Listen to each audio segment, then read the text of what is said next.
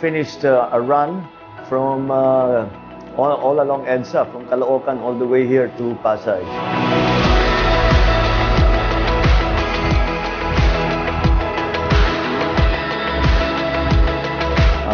Together with James Deacon, June Palafox, and Brandon Vera, mga kaibigan ko, to talk about traffic.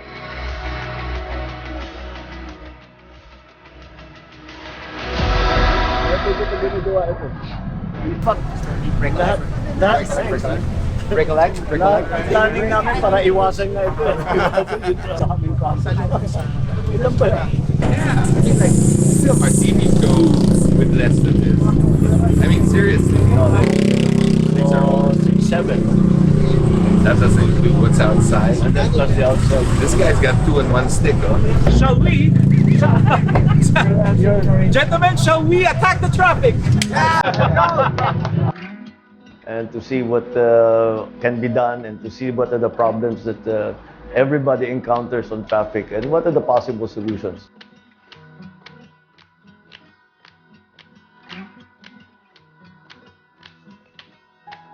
But one of the most frustrating things about traffic in Manila is that when you get to the source of the problem, it always comes down to di na naman nagbigaya.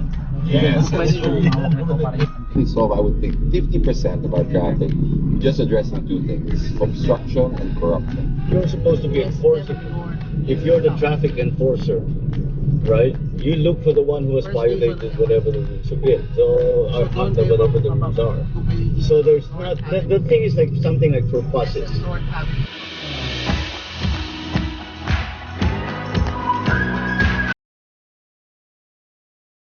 I think marami kaming napag-usapan, and I think much of it will be useful. I hope that it will become a reason for policies to be created and to be changed, so that this problem that all of us suffer from will be much better in the future.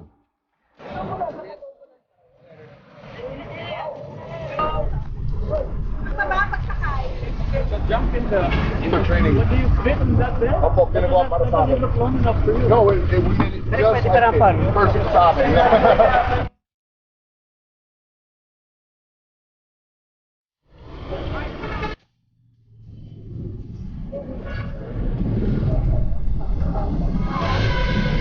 Nagutom ako sa t-shirt mo ah.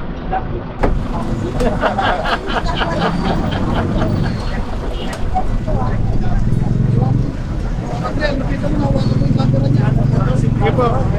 Ito yung champion natin. Bodyguard lang nila. Ganun ba?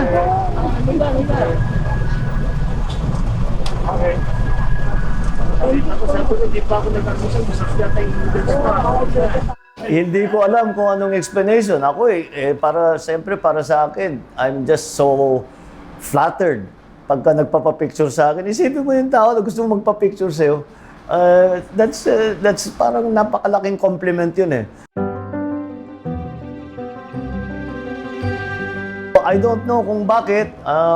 Baka naalala pa nila yung panahon ng aking ama, baka meron tayong naitulong sa kanila, baka naman sa aking pananalita, meron silang nag-agree sila sa akin. I don't know. I really don't know. Kaya't tama pa rin siguro yung aming pag-iisip na lalo na sa politika, the best politics is performance. So that's what I've been trying to do, to perform well. Sana naman ay nakikita naman ng tao yan. Pag wala pang lumabas na picture dyan sa dami nito, wala. Kayo yung asawa niyo. Oh! Nice move! Kaya ito. Ang bilis ng pasok! Ang bilis pumasok! Look at the way he went. He came in fast. It's out. That's his shoulder throw. Boom! Classic shoulder throw. Pero wala. Talo daw sila sa Ilocana eh. Sa Ilocana. Ilocana, it won't get to that point. No, it's just... In San Fernando, La Union, Yeah. there's a stretch of beach there. Okay. Where all of these German types who have worked in the Philippines came to retire. And they set up these little bars by the beach. And I was walking down that beach, and what did I see? I thought this guy must have been about as big as you. German guy. with a beard like this. And this little Ilocano woman. and the guy was just like this. The girl came down the gate about here. With his beard, couldn't even Like drink a his little beer. boy. I said, okay, that's the Ilocano woman.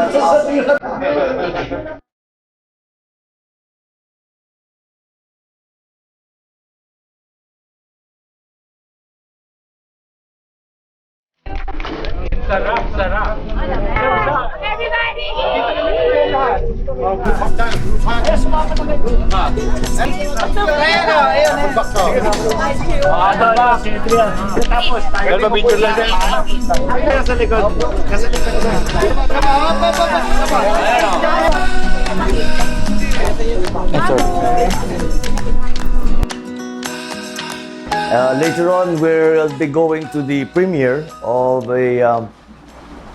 a film about the Mama Sapano massacre and the SAF 44.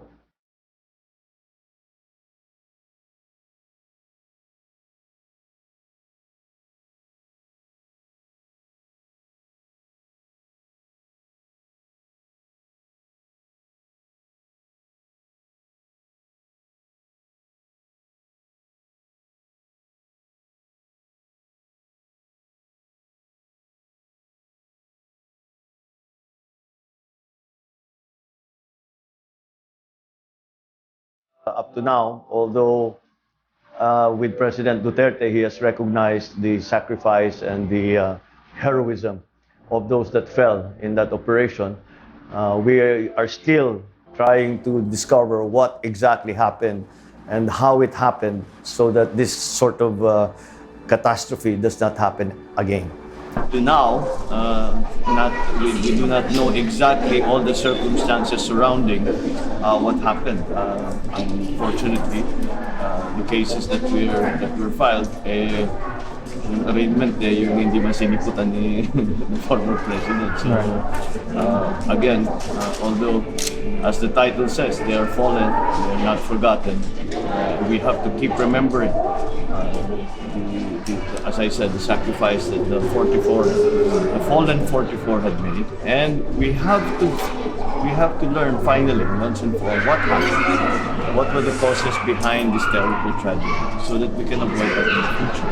Nung bago nagkaroon ng Mama Sapano massacre, noon hindi nila iniisip yun. Sa Mindanao naman yan, hindi naman kami maapektuhan yan. Ganun ang attitude ng tao. Hindi mo naman talaga masisip because iba naman ang kanilang iniisip. Nung nangyari yun, sabi nila, may katumbas pala ito na meron yung nangyari sa BBL. Ba't nangyari ito?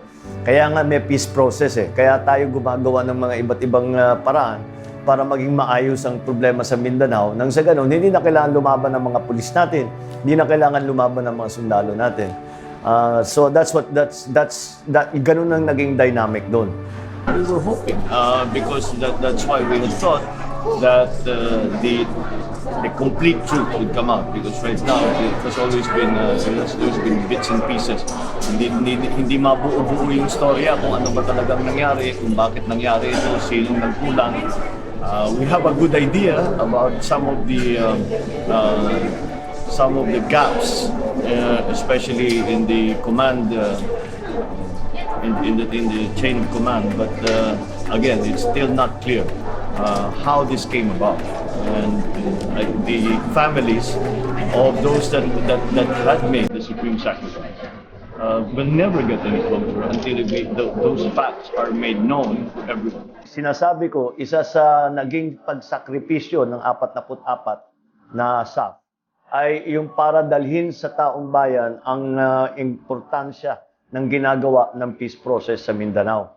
At unfortunately, hindi nga natapos, kaya't nangyari yung uprising naman sa Marawi.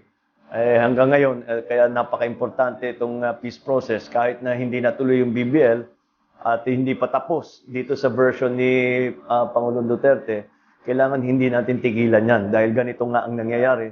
Nagkakalabanan, magkapa Pilipino ay nagpapatayan. Yan ang pinakamasakit sa lahat na na pagmasdan ng kahit sino mang kapwa Pilipino.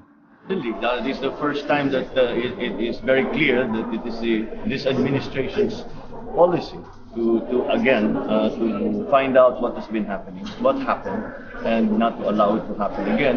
And in President Duterte's case is to find who was to accountability for what happened, because it really was a terrible tragedy and it may have been unnecessary.